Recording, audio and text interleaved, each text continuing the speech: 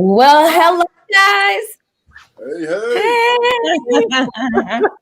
Thank you so much for being here and agreeing to spend time with me. This makes it super easy. Two people I love, who I can have easy conversation with, who definitely know about the subject, and who have both been supportive of the state of the Black church in different ways.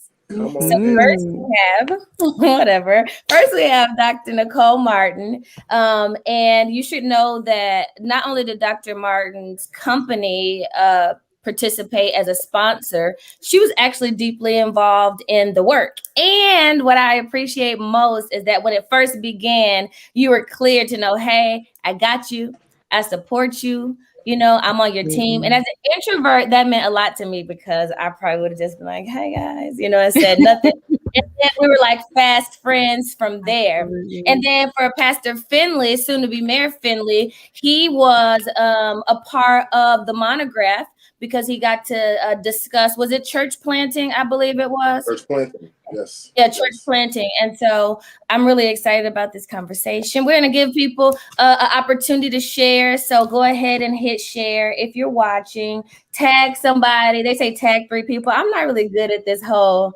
telling people what to do. Tag 3 people, push share. When I get this many people, I'm going to begin. Yeah, I'm not that person. But I am asking you to share, tag somebody who needs to hear this or wants to participate in this conversation, even in the chat, because we will respond to questions in the chat. So I'm excited about our time together. Have you guys seen the monograph? Well, Pastor Finley, you haven't seen the monograph, huh? I have not seen it yet. Okay. Dr. Martin, have you seen the monograph? I've seen it. It's Did you go through it already? I scanned through it. I did a quick skim, and I'm always surprised at what surprises me. Yeah, listen, okay, Yeah. I get it. So I did a quick little, I like scanned it a little bit. My picture makes me look fat, I'll tell you that. That's what I did pay attention to. I was like, hey, this is a fat girl. Where is she? But no, we had a really good time. We've learned a lot in this study, and I didn't expect maybe to understand so much about community. There were a good amount of things that were not supposed to surprise me. And that did. We get to see so much about the general population of Black people and Black churchgoers. And I don't think people expect that. I think people expect us to only have spent time trying to understand Black churchgoers, but that actually wasn't the case. We spent a good amount of time really going over the general population. And this really matters when it comes to expectation. What does the community expect of the pastor or the church? And those kinds of questions and that type of revelation, I think, is going to help us a lot. So tell me this. We're going to start with you, Dr. Martin. When we were doing, because you could talk about the early part of the process, why did you think State of the Black Church was necessary? And what was like the one thing you wanted to make sure we got right? Great question. Okay, so first of all, it is really good to see you. It is just great to be part of this conversation with Pastor Finley and with you. So thank you for thinking of me. Absolutely. So when we first got started, I serve at American Bible Society, and for the past almost 11 years, we've been doing something called the State of the Bible. And we're able to track Bible engagement trends year over year from various demographics. Every single year, pretty consistently, African Americans are one of the top most scripture engaged demographics. Absolutely. And every year, it turns out that when you ask a pastor of a Black church, what does the Bible mean to you? You don't usually get the little, it's a good book. You don't get any of that. You get, it's my life. It's, I need God's word to live. I need God's word to make it, to overcome, to breathe. So it was important for me that ABS was engaged in this work because we care about seeing all people engaged in God's word. Right. So this study gives us a chance to figure out, well, what makes for good Bible engagement in the Black church? What can churches learn from that within the Black community and outside of it? And how do we really make this successful? And then the second part of your question was, what did you want to make sure we got right? I think there was a lot that I wanted to make sure we got right, but I think the stories were more important. Data tells a part of the story. Yep. And I just, you know, whenever we do research on demographics that are not often heard, hearing their voice is just important. I wanted to make sure we got at least the predominant voice of many of the Black churches that we needed to hear from. And I just wanted to make sure that we heard the voice, our voices reflected in the research. Yeah, that was important to me too. I looked at a number of monographs over time, right? And it was really important that I felt like we had local pastors and Black pastors who were accessible and relatable. I'm not sure we've had that as much as we have needed to have it. I don't know if it's been as diverse as it should have been, you know, in time. So that was really important. And we were like security guards, like we got to make sure, you know, it's diverse. We were on the job, okay? Making sure that happened. Whenever we talk about Bible engagement, and Black people are, you know, high on the list, you know, a little part of me feels like I should like brush my shoulders off, like, right? I feel like there's some type of like flex time for that. You know, I really do. I'm like, I don't know where y'all been, but it ain't been in the word, you know. But let me say this, I also think it shows. I don't know what it shows for everybody else because I don't know what their numbers are, but I do think it shows for Black people how much we're not just reading the Bible, but we believe the Bible. And don't get me wrong, I think we have sometimes been more docile than we should have been, because we have interpreted the Bible or allowed someone to interpret the Bible to us one way versus the other. But I also think at the same time, when people talk about this kind of like power and like this progressive type movement we see with Black people, I think that comes straight from the Bible too. You know, I think that people have decided, you know, let me see what the word says, you know, about this, or who I can be versus who people have always told me I should be. And so I believe that this Bible engagement really benefits us. And I think it shows in our life. Sometimes I don't always like the results, right, of what we have believed the Bible has said, but I do appreciate people going to take another look, or pastors deciding that they should take another look, right, and preach a different lens. And one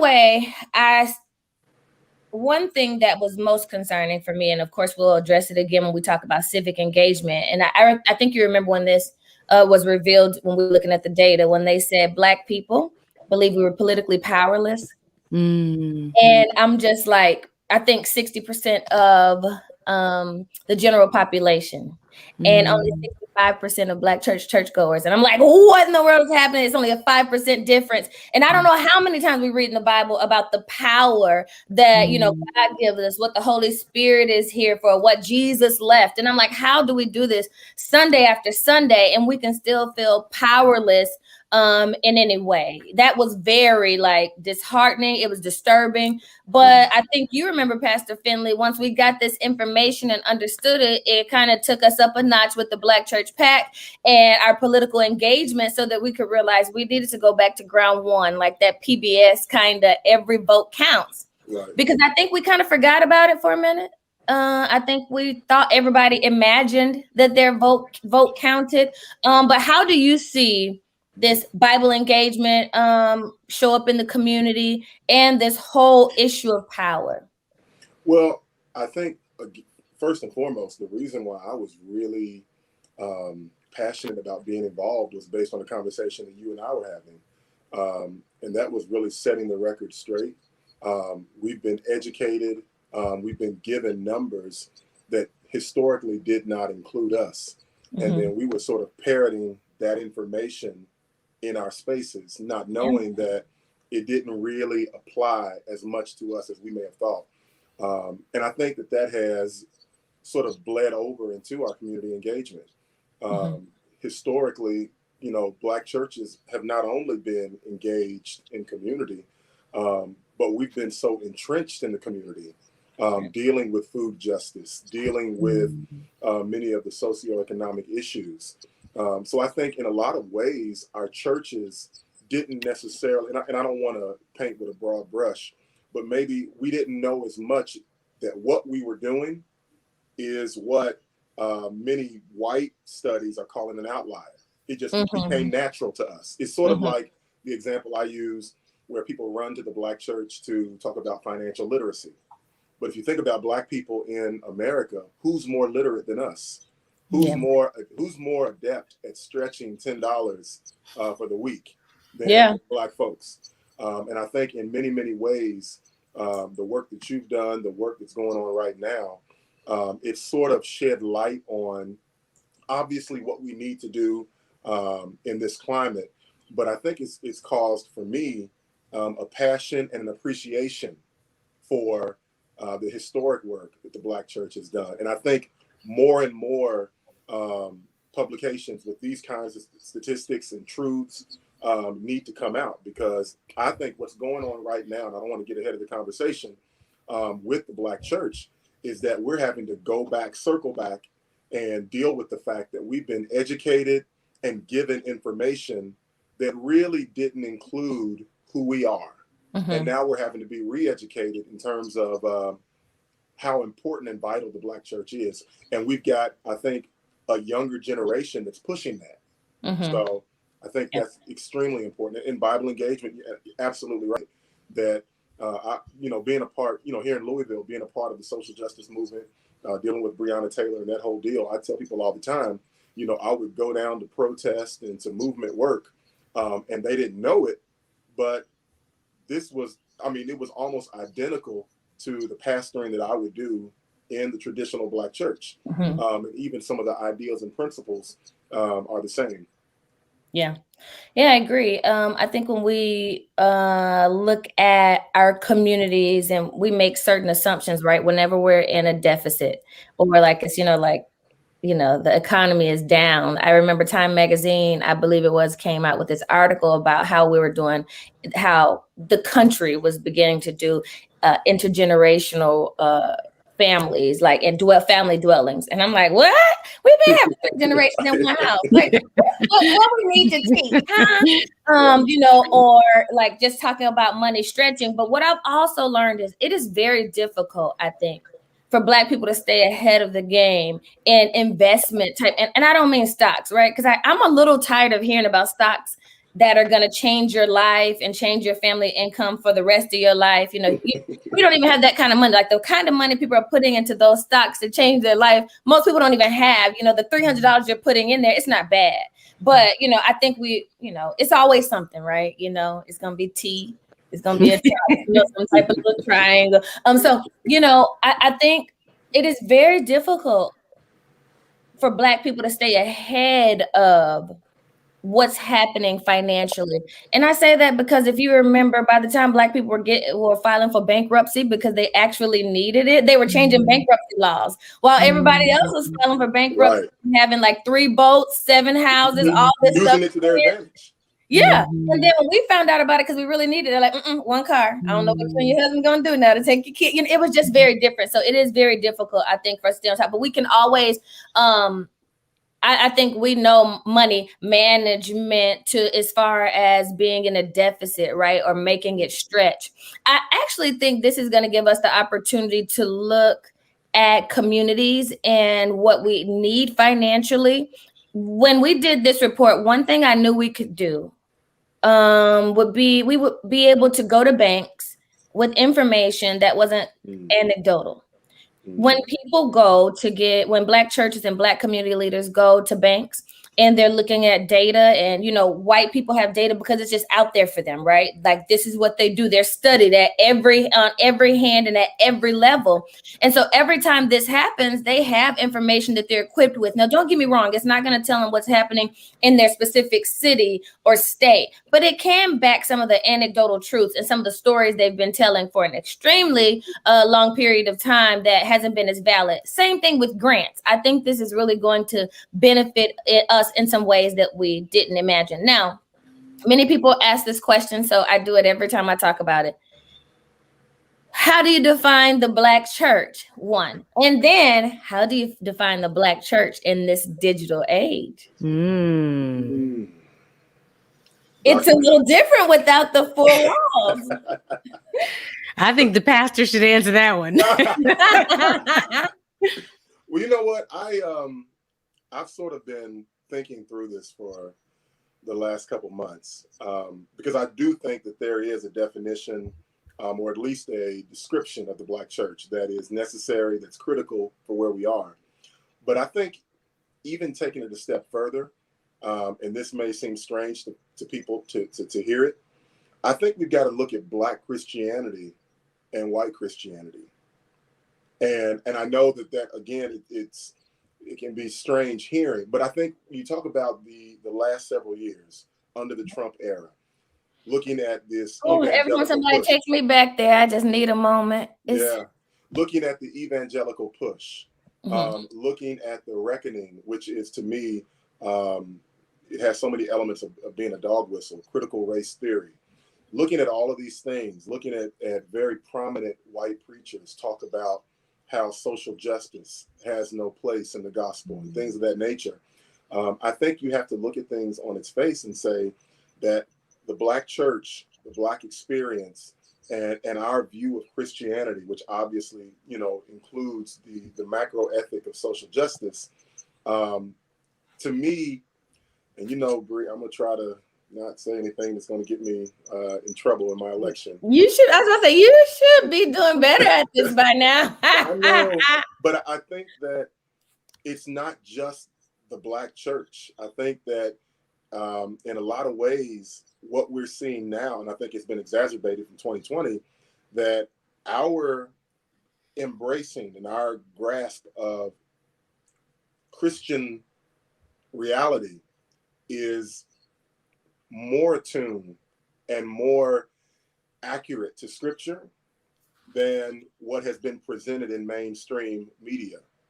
And I think that just to look at that as Black church and deal with some of the issues that are associated with the Black church, I think we have to expand that because a lot of what we must do in this digital age and what we have to do around justice and things of that nature, I don't think that it's supposed to be specific to the Black church. I think it's supposed to be specific to the church, but we have to break it down because what's been presented to us is the Black church does social justice and the white church does this. When the truth is, the Christianity that we're talking about is more specific to the Bible versus this politicized right-wing Christianity. Yeah. Does that make sense? I hear what you're saying. So I think we got to deal with that. Dr. Martin, do you see this when y'all are looking? Huh? I set that up for Dr. Martin. Yeah, totally. Listen, do you see this when you are just working in general and doing the work you do, or when you guys look at your statistics, that it almost does seem like we read a different Bible? Like, do you guys ever look at that? And when I say that, I mean, one thing that we got to do, and maybe you saw the article, Pastor Finley, and I'm sure Dr. Martin, you were probably tagged in it at some point when we talked about identity and identifying as Christian and how less Black people are identifying as Christian. And I'm like, pause. I don't think that's the issue. I think we don't want to be lumped in as evangelical, while many of us are evangelical fundamentally. Right? But this new version that we've seen, we have to, like make it very clear. I'm not one of those, you know what I mean? Like hands up, don't cuss me out. I'm not that kind. And I think that's the identity issue. So do you guys ever see this, that it seems like there are different Bibles? It's always the same text, but different Bibles used in different communities. Yeah. I mean, I think, Pastor Finley, you said it really well. It's not just about a cultural nuance. In some ways, there are some biblical nuances. So I was in a conversation earlier today that really encouraged me. And the conversation was going on the lines of not using evangelical as a noun, a descriptor of people, but using evangelical as a verb. That there are certain groups, certain believers who use the word evangelical to identify what they believe about the Bible and the push from this biblical push to go and serve. And as we talk about communities, I think Black churches have always and historically been evangelical as a verb because we felt this mandate to go not just in the four walls of the church, but to go out into the world, to proclaim the gospel, to tell this dying world that Jesus came, he died, he rose, and and he's coming again, because that evangelical verb fervor drove us to do so. And I think we, I get frustrated when we allow people and groups to co-opt biblical words. Yeah. Evangelical, the euangelion, that's the gospel. That is the good news. Yeah. And no political group can co-opt that. And I've had people criticize me, oh, you think you're evangelical. No. I believe in God's word. I'm crazy enough to believe that we need to live in such a way because Christ is coming again. And if that's what makes me the verb evangelical, so be it. I will never, I resist any type of affiliation with that. But I also recognize there is a noun of evangelical. There are people who are very comfortable wearing that noun and wearing all that comes with that noun. I think the Black church is different in that way. And perhaps that's our opportunity to say we've been used to many labels. We know how to push off labels and know what is God. So, we have that invitation to people. You can choose to go with the label or you can choose to go with the word. And here's what we believe the word says, which causes us to do what we need to do. Yeah, it's the mission. Go ahead. I was going to say, Dr. Martin makes such a great point. Because even now, when you hear the word evangelical, it's almost synonymous with conservative.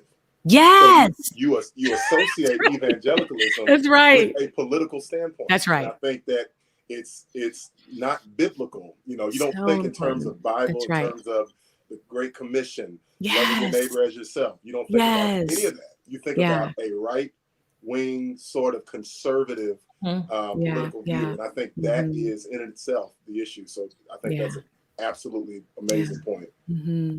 Yeah, and that type of understanding helps us to go into our communities. It can also keep us from our communities. It's like everyone wants to like check your ID card. Like, which one are you? You walk in. That's right. It's true. It's true. Seriously. Yeah. And I know y'all know this, when we travel, when we meet new people, we're waiting for these certain keywords to be spoken so we know who we're talking to. Some ways that, do you guys remember when politics, you didn't bring up politics, it was tacky to bring up politics, in settings, and now it's like, shoot, like, you're going to hear it at some point. Well, you got to throw things out there, even if it doesn't come quickly. You got to put into your conversation Black Lives Matter. And what are you going to say? That's right. Yeah, it totally is that. And it's like, so I really have a lot of hats in my house, but I don't have any red ones. I'm looking for one. You got a red hat? You know what I mean? We come to this very weird place. And I think it causes us to really struggle sometimes to connect with our community, especially when we're working in different spaces, because either they know the space and they don't know that they should trust that we're the right person in the space, or that we don't change in the space.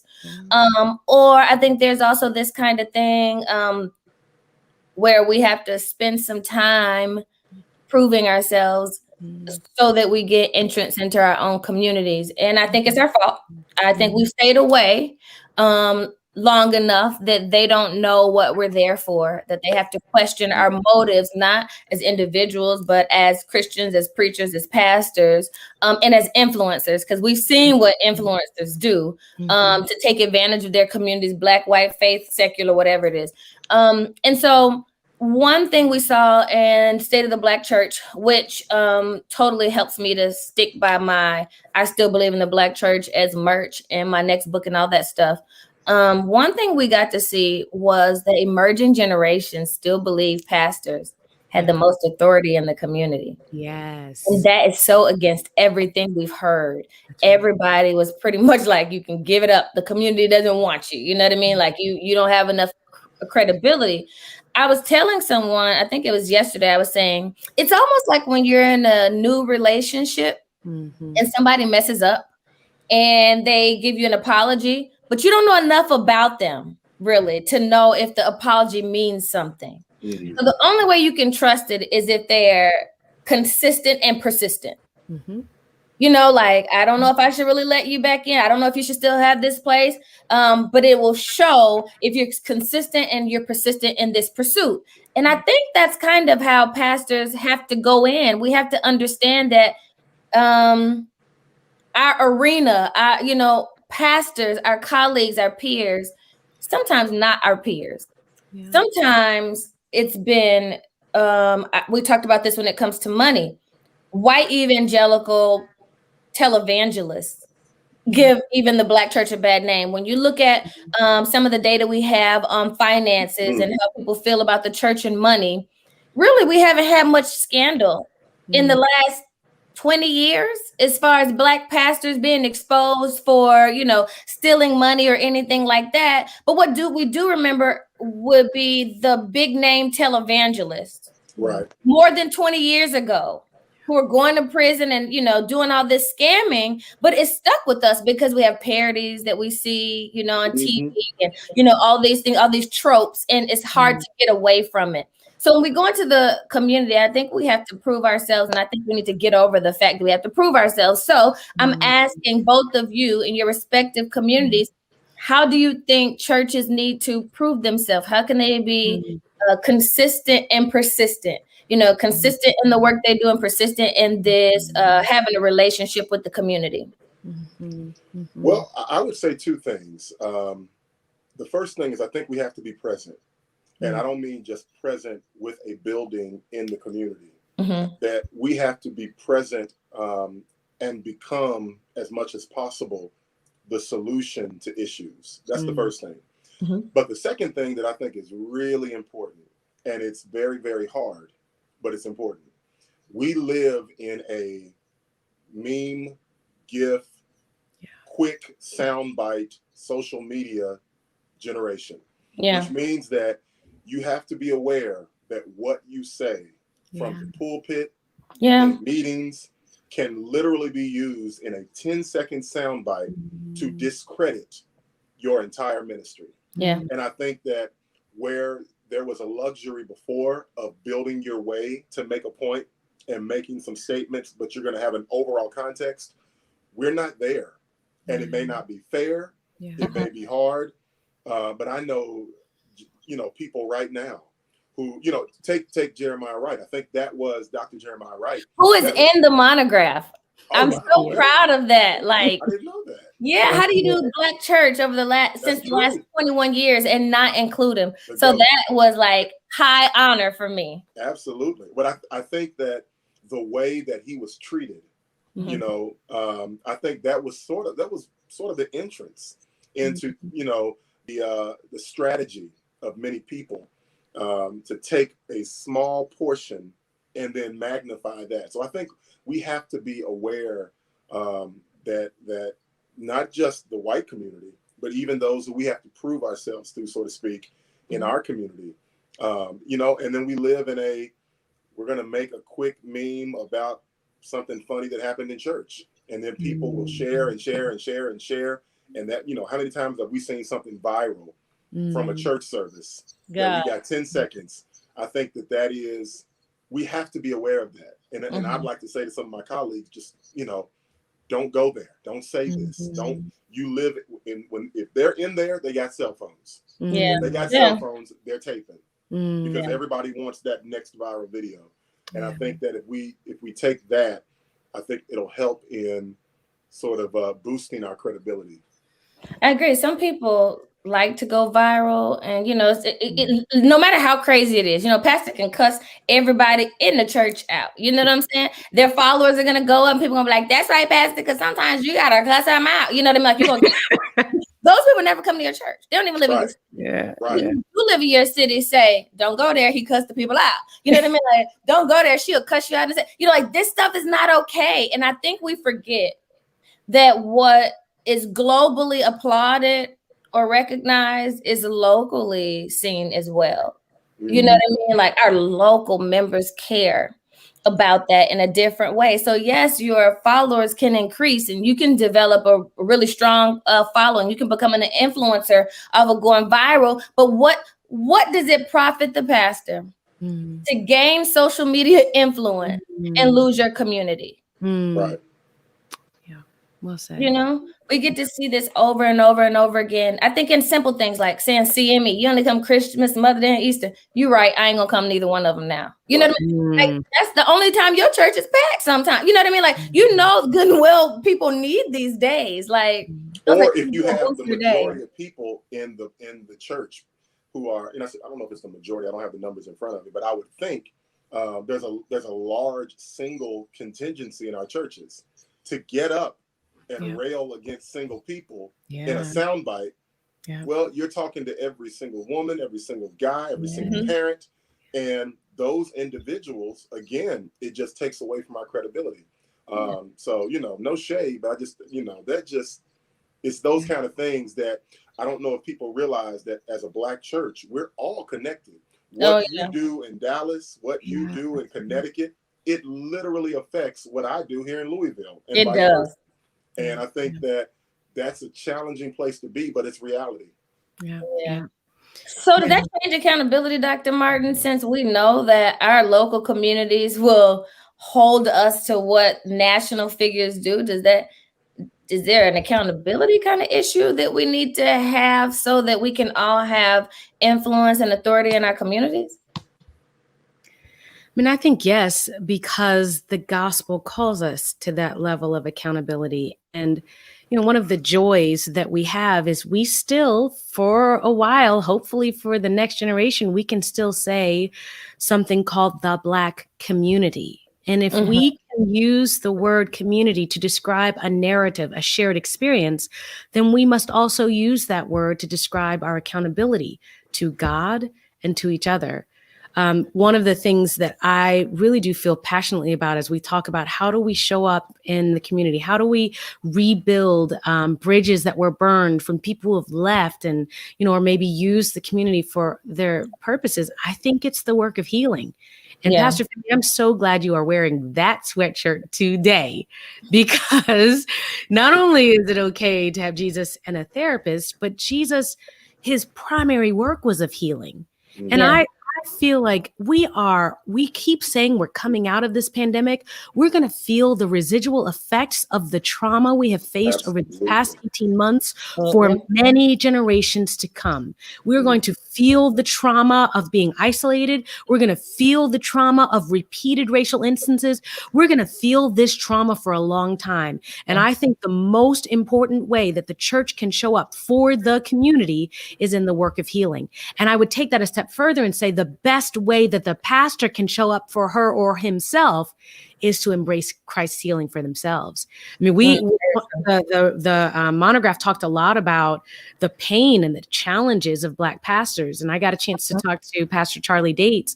He was very open and very honest about the impact of this social media, agenda. So when we say you can't say certain things, you can't go certain places, you're going to have to watch what you say.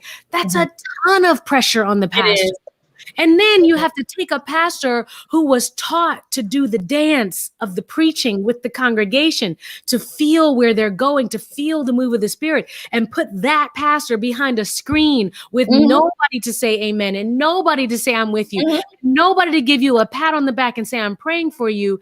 And it's like the identity of the pastor has gone to new levels. So I feel like if we don't do movements of healing in the church and from the church to the community, we might miss the next greatest opportunity for revival in our communities.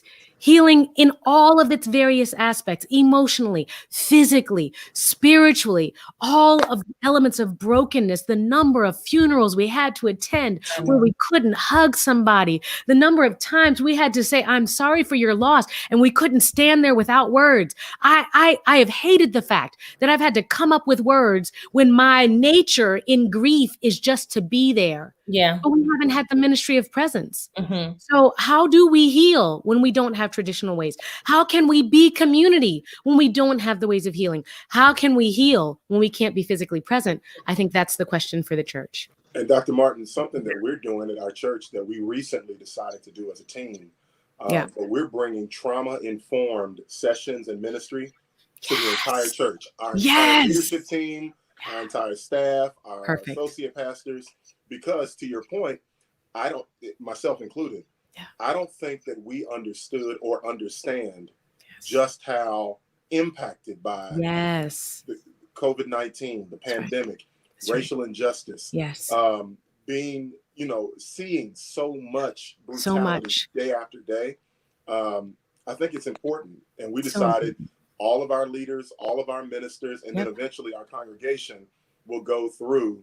And we're blessed to have therapists at the church, but we're going to all go through it. So that's the right way to go.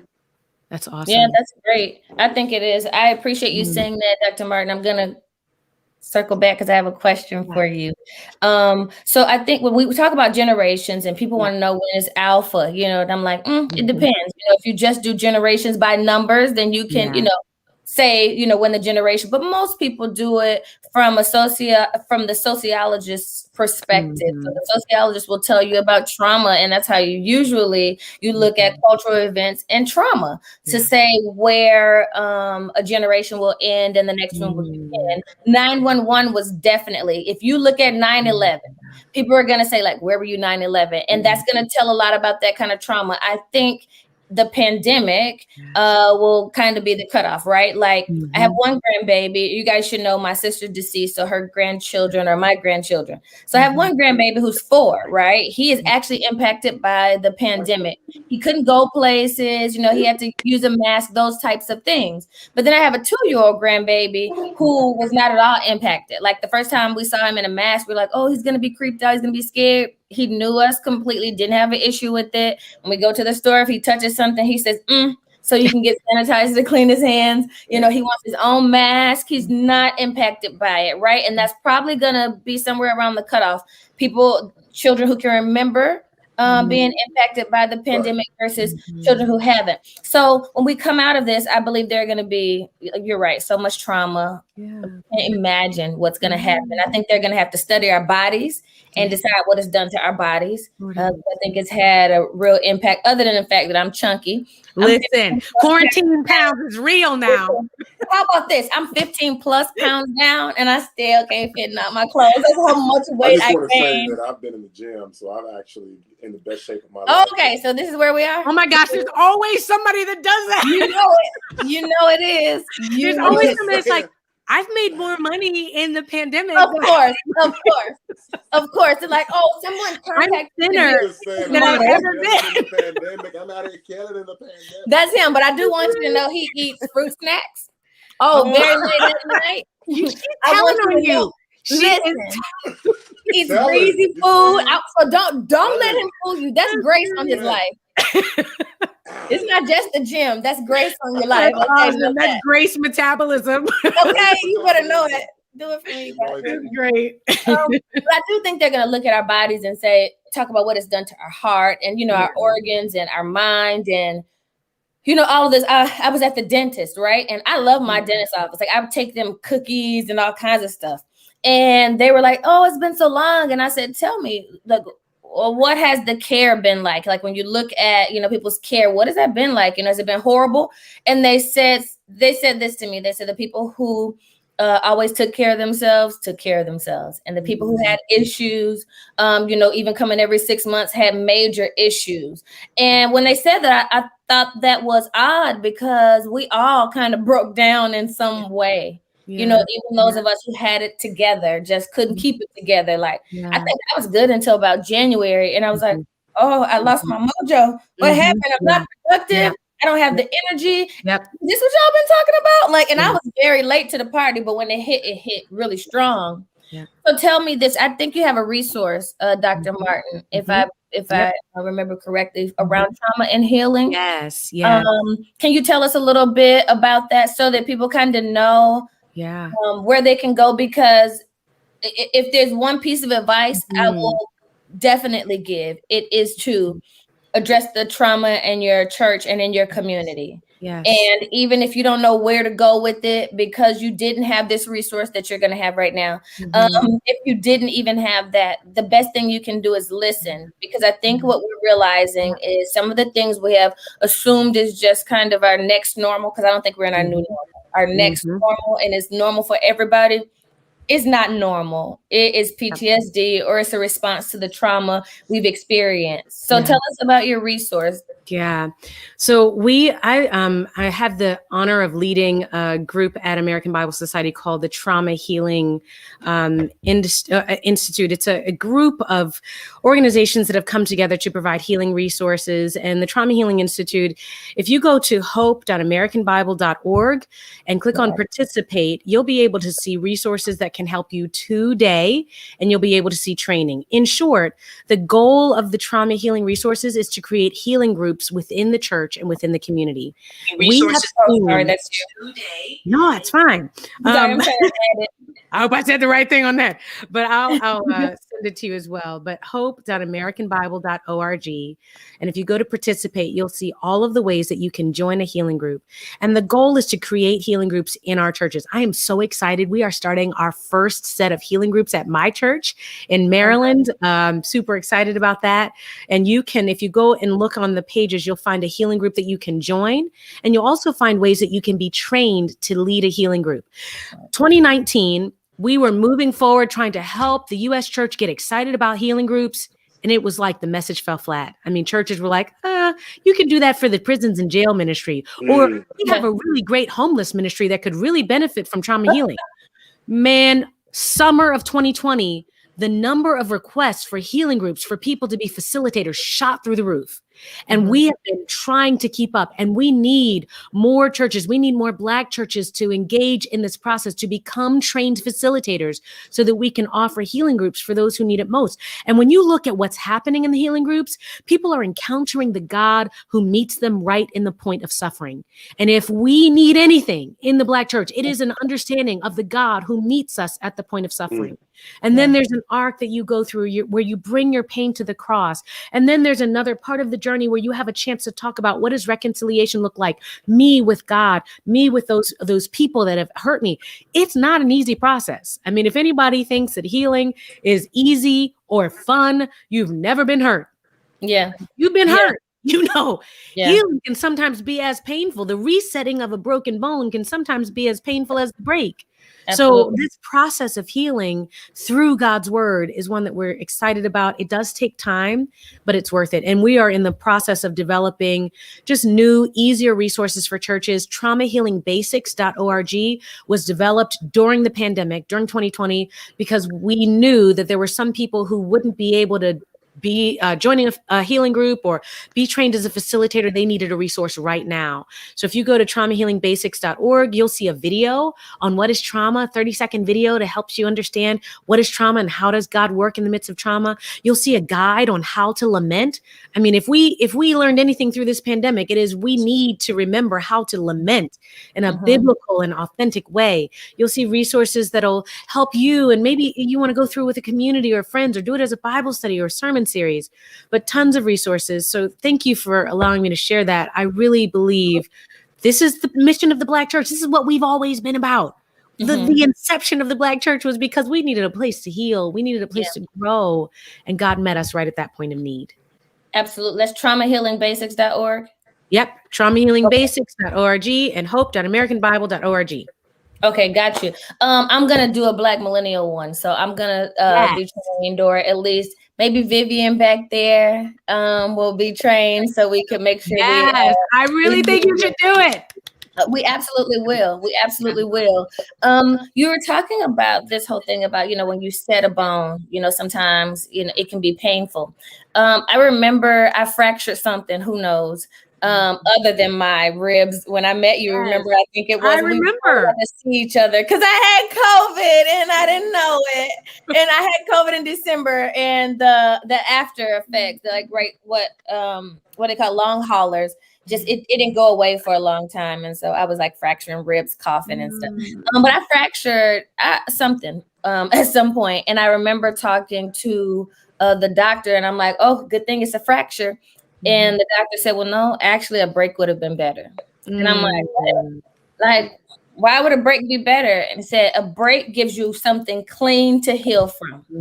A fracture is difficult because it's hard to, get in there and make it well in a very easy way. But a clean break gives them, clear pieces that they can fuse back together, put back together, set in whatever way. And I remember thinking to myself, in what world, you know what I mean, is like a little bit of brokenness or a little bit of pain or a little bit of disruption better than like complete disruption. Sometimes I think we are trying to hang on so we don't break. We're trying to hang on so we don't have to get to the place where we need a therapist. Yeah. And we struggle so hard to work against it. Just in the last couple of weeks, I was doing like little weird things, and it took a second for me to realize what was going on. I was biting the inside of my lip, and then I would realize, oh, I'm in pain. When did I do this? I would just watch TV and do it. Or I kept watching like one of my favorite shows, Revenge, right? 4 seasons, 22 episodes a season. And I watch it over and over and over, right? From episode 1 without an issue.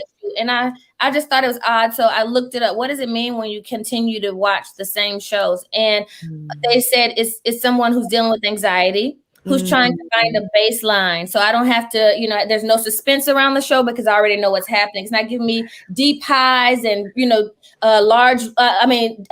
deep lows and large highs because I know what's going on. And then I realized, oh, that's probably why I've been biting the inside of my lip, right? And I'm like, what do I have anxiety about? I'm totally fine. But I also had to pick up the phone and tell my therapist, like, I think we need to see each other again in a little while. And I literally, my life was okay. I really couldn't find the place until I realized that it was okay because I kept it okay. It was because I was keeping the pieces together and trying to stay at a fracture so things wouldn't break. And things didn't have to break publicly for us to go behind the scenes and work to break everything down privately so I could get to the appropriate place. So I hope we're being careful and we're watching our habits so we can realize what's going on behind the scenes of our lives, the things that we're trying to. I literally told somebody the other day, like, my life lit. Like, don't fight. We're good over here. And I was full of anxiety, and didn't realize it. So I think those things are important. And I think that's another reason why, working with the community will be great because I think there are simple things that people are doing and they don't realize it's a response to trauma. I think there are things that we've done so long because we just haven't been very mobile. So I think it's hard to know when you're depressed when we couldn't get out the house anyway. Yes. That's a very good point. That's a very good point. What's the difference? You know what I mean? Like, I've been in the house eating. I spent, most of the quarantine in the house eating. Yeah. So everybody did. Well, except for Pastor Finley. Of course. Listen, no, he was eating. Don't forget. I was just doing curls. I was doing curls. That was great. Oh gosh. But I also wonder. I have friends who did really well health-wise for the first time in the pandemic, and I think that can be a response too. Maybe that was you trying to keep everything together. That was the best thing I have friends who ain't never tried to work out, and they become like these fitness groups. Now they want to teach a class and charge you. They ain't been doing this for 16 months or something like that. But like this started. So I think we should really watch and be very careful of what's happening in our community, especially violence, because I think that's a response too. So when we look at what's happening digitally, is it the build up? Or the strengthening or the breakdown in community right now? The build up. You know what? I think my view has changed. I think when we first started in this sort of new digital space, it was exciting. It was the new frontier. It was, this is the wave of the future. What I have experienced in the last, I'd say, 3 to 4 months, and I think a lot of it has to do with the fact that people just aren't connected digitally to their church, but also to their job, to their family. There is this collective exhaustion with technology that I'm starting to see. I know, where I was, it was amazing. The convenience of Zoom for staff meetings and for this and for that. Now I'm almost to a point to where I don't want to do anything Zoom related to work. That's right. And I think that that's starting to happen within our churches as well. They're going to always be the people that would rather, take that. And there's nothing wrong with that, to a degree. But my point is, I don't know, me personally, I don't know if this sort of digital place that we've been in is going to remain as strong as we thought it was in 2020. In 2020, you had Zooms every other week on Facebook. You know, you had lives talking about pastors. This is the new place. 10 years from now, church will be completely different. This is the wave of the future. I don't know if it's that anymore. I don't think it's as much that. I think we were all caught up in that moment. So I don't know if I'm willing to step out there and say that this digital frontier that we found ourselves in is going to remain. I think if anything, it seems to be more likely that where we've been digitally is going to drive, once it's safe, it's going to drive in-person attendance up in our churches. But wait a minute though, Tim, for how long? Because I feel like people would come to a letter licking party right now if I just want them to lick all the envelopes. Like I gotta get them to come to anything right now because we want to get out the house. Yeah. So I do think you're gonna see like this big, massive groups of people who are gonna be like, who are gonna come. Wait, and that's after this first wave. This first wave will be people who are skeptical. You know what I mean? Like I'm still scared of COVID. Okay? Like I don't want it. Again, I don't want to like be a part of it. So like I'm very afraid. Like I thought it was so funny. You were talking about Charlie Dates. When I was with Charlie Dates, we had both been vaccinated. We just did it together. Like we were still like very much wearing our masks. Yeah. Like, we were just very afraid like of everything. Like none of our habits had changed, right? And we were at dinner, and this is how Charlie would eat. Let me tell you something. I love Charlie Dates. Okay? Charlie would eat like this. He's like, yeah, Brianna. And so this is mask, right? And he'd be like, because I think we're gonna. And I was like, Charlie, what? Like literally, he'd be like, yeah, yeah. And he would take it off like, yeah. He would chew like with his mask back on, like he was like, and I thought I was bad, right? But like we couldn't give up those habits. And I remember somebody's like, "Oh, Pastor Days, it's so nice to meet you." And she came and shake his hand. We were at the table eating, and I'm just kind of like violation. So she shook his hand, and then I took out my sanitizer. He turned this way and like, shh, get that. You know what I mean? Like take care of yourself. And so I think it's hard for people to come down from it. So I think we need to also remember the trauma of people who will come back and realize, they won't be able to hug, or people aren't comfortable with that. They're going to have to remember the people they've lost along the way, who they're never going to walk into church and see. So I think you're going to have that wave, right? Of people who are kind of okay and people who are just like, whoop, we back to normal, right? And then we'll have, some people who are like bombarding the church, right? They're so happy to be there. But then you remember what it was like to save gas money, to not have to get all those kids ready, you know what I mean, for church, to have to dry clean your clothes. Black people, we ain't always wearing jeans. So, we got to dry clean that suit. I think, and the convenience of being able to, get ready while watching worship and drive to brunch and be there on time, and Black people coming to the restaurant, and like creating these lines. Like, so I think that might happen when it comes to church attendance. But community has changed. I mean, I think in some ways, and then we're going to come to you too, Dr. Martin. I met both of you guys virtually first. Wow. That's great. Yeah. And have a strong relationship with both of you. You know what I mean? Like, which is the wildest thing. By the time I met Nicole, you didn't know if we knew each other for 10 years, and we see each other every weekend. People ask us that. They literally ask, like, yes, you guys, no. You're like, no, literally. Brie, let me ask you this, though. And I think that you make a great point. And I think I could understand that if the rest of the world was shut down, too. I think the challenge is going to be we may behold to these regulations and feelings on Sunday. Yeah. But Monday through Saturday, you're right. The government, the economy has drawn a line in the sand and said, this is what's happening. So I think that it was easier to, and I think you're right, so I don't disagree, that there's going to be waves and there's going to be people that sort of move in different ways. But I think what's different now, like, here in Kentucky, I've been watching, Texas. Lord have mercy. Oh, listen. Lord have In Texas, mercy. in Texas, it's gonna be harder after September 1st to get the Robitussin behind the counter than it will be to get a gun. No permit, no certificate, no anything. Oh, it's gonna be harder to get the special Robitussin. We have they passed here. There's no concealed carry law here. We're not just an open carry state, but you can conceal a weapon and don't need a license. Yeah. But my point is, I think with that kind of push, with the rise of those anti-vaxxers who are the ones who are suffering from this surge of the Delta variant. But with all of those things, I think it's not going to be as convenient to stay vigilant as it was September or June of 2020. Now you got to make a decision that, that option's no longer available in terms of my everyday life.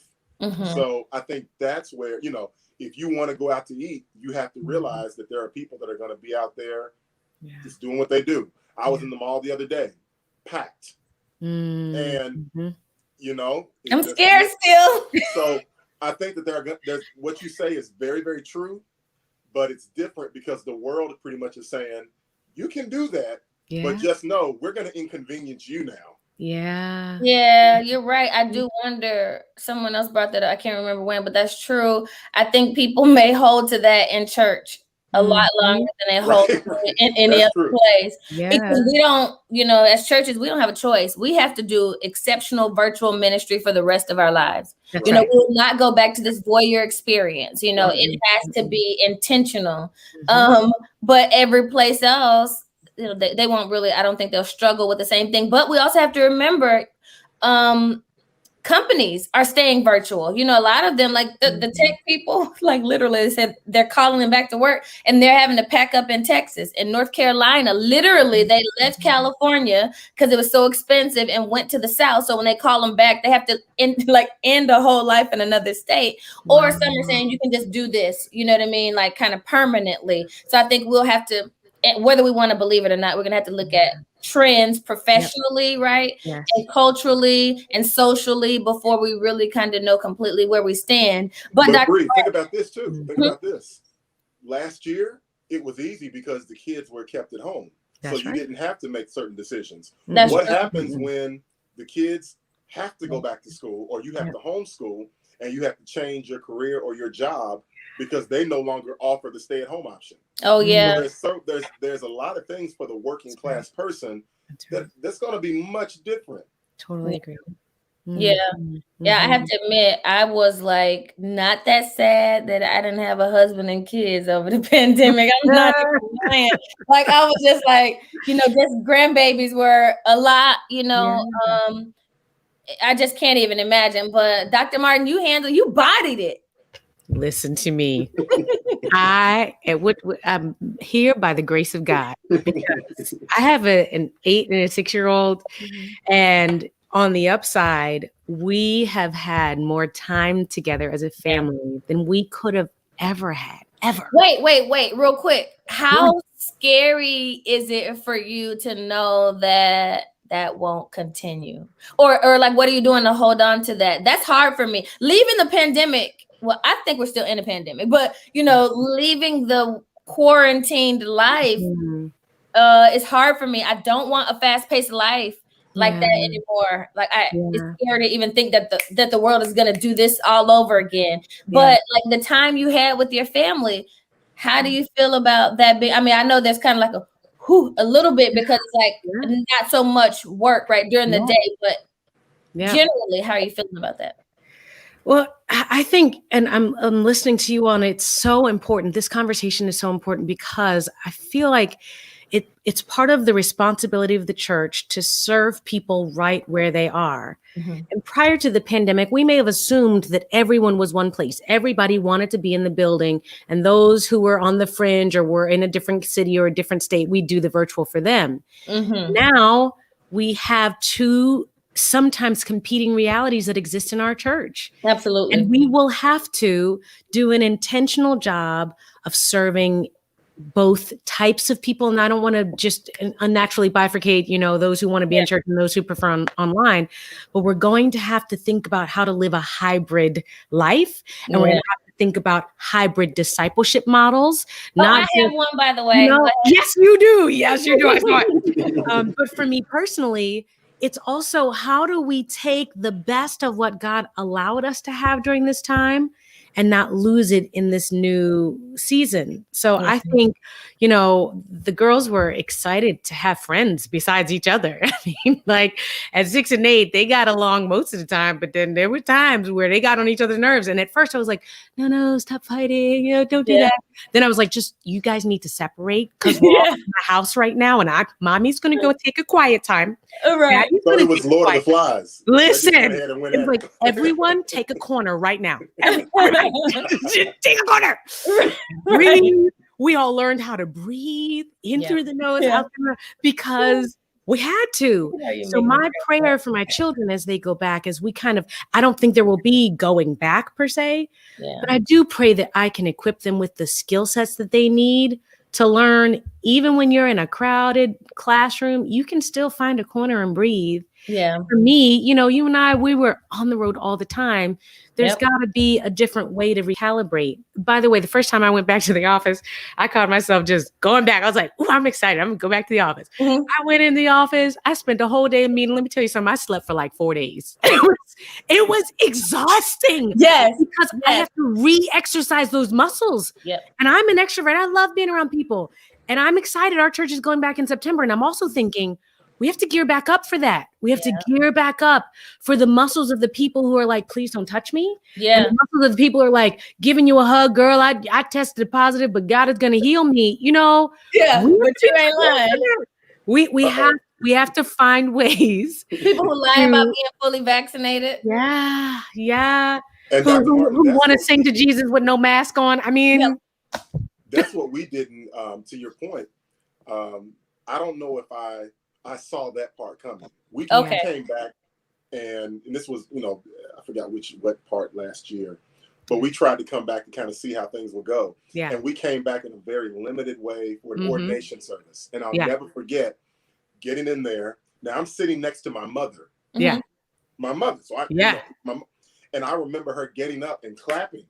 And you were like, and I was like, oh yeah, I know.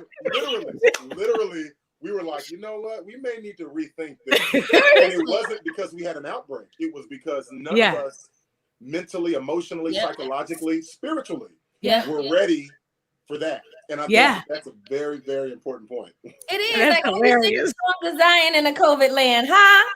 How do you do it? He was singing all in his hands. And I was like, no, ma'am. Right. No, ma'am. Right. Hallelujah. It's so creepy. Like, I think I can see, we were talking about this. I think I can see COVID. Like, some days I just like, no, not there. I'm not going over there. I see COVID all up on that right now. Like, not going up. COVID. Oh, I see it in the air. Like, like there are just times that I'm just like, y'all are reckless. I can't. But then we need my grandmother wants and needs to be around people. My children need to be around people. People are craving connection. So if we say we're just going to be digital to the end of the year, we'll have a risk. And if we say let's all go back, and here's the challenge that I'm excited about. I think it's going to be a wonderful opportunity. But back when we were in person, the children's choir could sing, and you'd be in service like, bless their hearts. Yeah. When you watching it online, you hear children's choir and the mics aren't right. You'd be like, let me go. That's praise team. That's that's true. That is true. That's the preacher that's trying to hoop. Yes. Like, oh wow. Yeah. So we have to figure out. I think it's going to require new disciplines, and I think for pastors, Pastor Finley, I'd love to, even as you're journeying this walk, I imagine it's a bit of a dance. It's a little bit here, but not all the way. It's a little bit here, but not all the way. It's trying to make sure that you accommodate the people, that you keep people safe, because that's a spiritual and actual job, but at the same time, not hold back from where the rest of society is. It's a dance. And I pray for pastors. It's hard. Even with this new Delta variant, and I think that every Black church needs to consider this, that it is not regulated for children 12 and under Yeah, to receive the vaccine. that's right. So once they go back to school and they're trying to push these laws where, not laws, but they're trying to push these regulations where they don't have to wear masks in school Yes. and all this crazy stuff. They're coming into our churches. Yeah. You know, I don't think we can go back to the same when it comes to No. children's ministry, because if they haven't Yeah. received the vaccination, And Oh my children say it. goodness. You know, when they talk, Yeah. they be like, flop, flop, flop, you know, like, and they duh, do all of that. And imagine this: parents with multiple children, when they come to church, Yeah. in order for them to experience the service in a way that is Yeah. fruitful for them, Right. they look to children's ministry. Yeah. So now having to deal with that, I think it is an ongoing, constantly evolving strategy that we have to have. And it Constantly. absolutely can change from week to week. Yes. We That's just it. had this talk today that we're going to post new signs that Mm. as you come into the sanctuary, if you have not been vaccinated, we have a mask mandate here. Yeah. And we're making the sign bigger and we're making Yes. it more prominent. But this is something that, you know, and we're having to think about those who, you know, that may have certain conditions. I mean, it's just, Yeah. it's so many different variables. I know. So, By the way, Black Millennial Cafe has a risk assessment to help you walk through those Yes. concerns. Yes. They There also you have go. a free survey for returning to church. And it's not just return to church that's first time. It's what makes you feel most comfortable. 50% full. When are you ready to go back 50%? When are you ready to go back 75%? When are you comfortable going back 100%? So that you can adjust it for what you need to ask the right questions. Yeah. I also have to wonder what we're going to do about evangelism, right? And Mhm. inviting the community into our churches. Yes. I tell all my clients, like none of my clients are going back completely. My clients are, most of them are going back, if I remember correctly, in the fall, September or October. And they're not going back every Sunday because we don't know what's happening with the Delta variant. And we don't want to have to go from every Sunday to, hey, don't come back. Yeah. So they're doing, I think, 2 Sundays a month. Many of them, one is doing, I think, 1 Sunday. And nobody's doing communion service. That's not the Sunday they've chosen to go in because, you know, we don't want to eat and, you know, around the people like and hold the cup. We don't want it. Right. And so, you know, we're just kind of trying to like prepare for it. But what does this mean for evangelism, homecoming, inviting people to church, inviting the community in ways we haven't normally? Ooh. Mhm. Well, you know, We got like 7 minutes. So I'm gonna pass this to Dr. Martin. I was I'll so say waiting this. for you. I think that we have to be vigilant, we have to be wise, and we have to discern the times. Mhm. But I also think we have to be very careful that we don't cross the line and become something that is less than the church. Yeah. And I think that that's something, you know, we do communion, but we do the pre-packaged and we sanitize we do the communion each one. lunches. Yeah, we got them in a bag that's been pre-packaged and all that kind of stuff. Yeah. Here in Louisville, most churches, if they're not already back, they're coming back within the next, I'd say, 30 days. And that's to our largest churches, all the way to those who have been back, because they were able to adjust. Those who never left, you mean? Those who never left, Right. absolutely. And I think that for me, you know, even paying attention to the news, paying attention to what's coming out is extremely important for every pastor, every leader. But at the end of the day, we have to do what's best for our parishioners. We have to make informed, intelligent, spiritual decisions. Yeah. But we also have to realize that we're never going to mitigate all risk. That's right. But the church is also a place for healing. Like, biblically, right? That there's something about Jesus and healing and coming and going to Jesus and leaving better than you've come. If a person comes to the door and has not been vaccinated and they say, I need to be in service, Yeah. do we turn them away? That's what I'm saying. Like, who are we? We need you to wear your mask so that we can meet you here today. Right. Now, I've had certain churches that said early in the pandemic, like they opened up 3 or 4 months after, like, you don't have to wear your mask the entire time. If it gets to be too much, you can take it off. I'm like, no, if it gets to be too much, you have respiratory issues and you're already vulnerable and you need to go home. Yeah. Were those Boom. Black churches or white churches? Black churches. Oh, geez. Yeah. I know. I just thought about it. Black churches. Yeah. I know. Dr. Martin, what is this Yeah. doing about, like, how's this impacting evangelism? So, okay, I had this crazy thought, Okay. like right as the pandemic started. And, you know, we were trying to figure out what our home rhythm would be, because my biggest concern was, just like I didn't want my kids to fall behind in school on the virtual learning, I didn't want them to lose all that the church had given them to know what it means to be Christian. So, you know, I laughed at myself, but I straight up set up a church service. Like, we did church, and you gonna read the scripture, and you go pray, and daddy gonna get the benediction. And, you know, so we started doing home church. I love it. I had this crazy thought that if God's word is true, and I believe that it is, the times will get worse before Jesus comes back. Right. And if the times get worse and absolute chaos hits, the likelihood that we will not have the church to go through in the end of times is very high. Yeah. So what is the best way for the church to prepare herself for the end of days? I think it's to teach the church how to be and make disciples. Mm-hmm. And I have projected this is true. You know, Dr. Martin, like, you don't understand. I believe we were headed swiftly toward that model actually before. Like, when you look at some things that were existing, I think this virtual church will help us to delay that for a while. Yeah. But I totally agree. Yeah. And I think, you know, I think we do need to start thinking about, if you know that you have encountered Christ in your home with a few people, here's a guide, a study guide that you can use.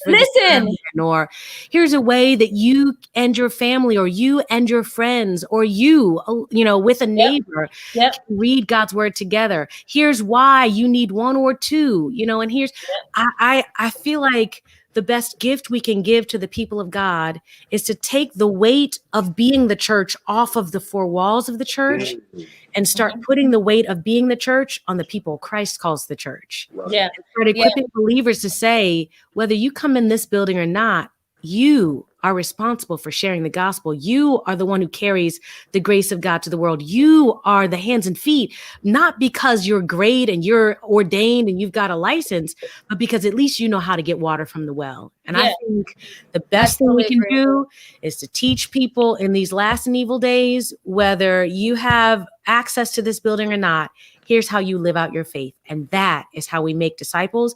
And if we make disciples, then that's how we evangelize. Absolutely. That's literally what I just said, I think last Tuesday or Wednesday, and talked about. I think that's the third phase that we go to. Once we have figured virtual church out, we then have to guide people through virtual church in their home, inviting people in. Like, I think that is that's the evangelism way to help people to watch and share and really take some kind of responsibility. I get to be in a group with Francis Chan for about 10 months. And, you know, Francis Chan, you know, before all of us, left his huge church and started, you know, making sure people equipped for house church models. And I know that's something people can be like, oh, no, never. Why? They said the same thing about virtual church. And I tell people this, and I mean it. And I'm trying to create a model that helps them to understand what that looks like for a church if you still want to be the pastor of these people in house churches. So I'm trying to create a model for that. But I tell people, if you are going to continue to be the spiritual leader for your community, you're going to have to embrace that people will go to a house church model, and you have to create the house church model that your church can support. Because I think people will still need support. And I think that's another thing. We always think people trying to run away from us. Everybody ain't trying to pick up with you.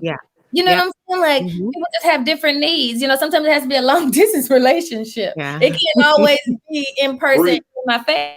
Let me ask you this, though. I want to ask you and Dr. Martin this. Do you think that our culture, our tradition and our culture as a people will make that transition? I agree with you.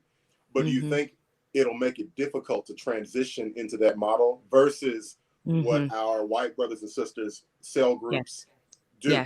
I think with us, it's a whole different ballgame. And I don't know if it's because, we're just resistant to it. Mm. I think a lot of it is we're so, I think Black Yes. families Yes. suffered so much because we were Yeah. so used to getting together for Thanksgiving, Yes. Christmas, Yeah. all those things where it Mhm. just, I was, Yes. for Thanksgiving, we came, I don't think we did it. We just went to my mother's house with a very small group of us. Mhm. And it was a good time, but it just, You were the Thanksgiving police. They did not have a good time. I'm just saying, but it Like, just you was, had a good time. listen, Asking them how they felt. but here's the thing, even being the Thanksgiving police, it just was a different feel. And Yeah, I it think was. our It culture, was. it lends itself to coming together, community. I think historically, Yeah. there's purpose, there's reasons for that. I just wonder, Yeah. is it going to be harder for us to transition Yeah. into that, Yeah. even from a church Absolutely. perspective? Mhm. Absolutely. I think it's going to come from a need. I think we're Mhm. going to realize people Mhm. we're going to have a virtual audience, and we're going to look at a couple of things that will happen. I think when you look at Hebrew Israelites, you're going to see Black men who want more to be the spiritual advisor for their home in some different ways. And I think this is one way to help them to do that, especially if they're watching virtually. I think it will come from a need for more connection and just a greater amount of systems and support for people who are going to stay virtual. And then I think it's going to come from, and I think biblical times, when we look at times when people were less spiritually educated, theologically educated, but they also wanted to teach, you know what I mean? Like they felt like they could, or when we saw that people were going around, which is of course where you get the scripture about women, because they weren't educated at that time. I think there will be people going around to try to tell you a different version of what you should believe. And I think when we look at Hebrew Israelites, that's what we're seeing. So I think it is healthy to have that programmatic type support behind what's happening in church. It's not a complete disconnect from church. It's an addition to a virtual experience for those who are choosing this way. Right. And I think that's the only way we hold on, and not in ownership like the way we want to hold on, but hold on in a hug and care and intimacy to say, I support you, but we're going to be late to the party, just like we were in small groups. Small groups didn't work for us. I don't want you in my house. And I only want to probably if I want to brag. And if I do want to brag, you might steal. You know what I mean? Like there are a lot of things that we have to deal with. I don't want you talking about my house. I want you to know, there were so many things. So the best version I did as the pastor of assimilation was I started to take them to places they hadn't been before. Like ask for a place in a museum that Black people really weren't going to like that. So it was a new experience, or a restaurant that people didn't know much about, and rent a room. So people were open to new experiences, but they did not want to go, and they didn't want to go to the people's house, and the people didn't want them in their house. I mean, we're just private in that way, unless we have a bomb house and we want to like show it off and stunt porn real quick. And then we're like, you can come one time. You know what I mean? Like, I don't want to do weeks, and cannot control who's there. So yeah, I think we're gonna have to think about what that looks like as Black people. But listen, this is what I want you to know. I really appreciate you guys having this conversation with me, and just helping to set up what it means to talk about communities and Black churches and the Black population altogether, what it means to pivot in the moment, how we do community in digital ways, and just think about it over again. I think the same way people talk about redefining things, you have to reconsider things. We have to reconsider some of the things we've done and how we've looked at community. I'm sure we all know from the election and how difficult it was to organize, right? And to do the work we need to do. You definitely know, because you still have some hindrances even while you're running for mayor, because you're not getting groups together. So we have to figure out how to do community in some new ways. But it means everything that you guys have come to participate. It means everything that you guys are commenting. It always happens that we always get tons of views. So afterwards. So if people are tagging you or whatever, don't feel the pressure to answer. We'll handle it. So you don't have to feel the pressure to answer or respond to your question or anything like that. And we're going to take clips, and we'll tag you in the clips when we just like take certain things you've said and just want to build a conversation around it. But thank you so much. Thank you so much for watching. Go ahead and like it and still share it all over again. Check us out. We have a webinar. We are going to discuss the data around State of the Black Church regarding communities, but we're also going to share community models and engagement models and hybrid models that help you to do community in ways that are healthy and equitable. That's my new thing. Like I want it to not just benefit one person or the church, but not the people, or even the people and not the church. We want to make sure there's something in it for everyone. So I'll see you guys at the webinar. Thanks so much for watching. We're going to go ahead and end here. Don't forget to like and share.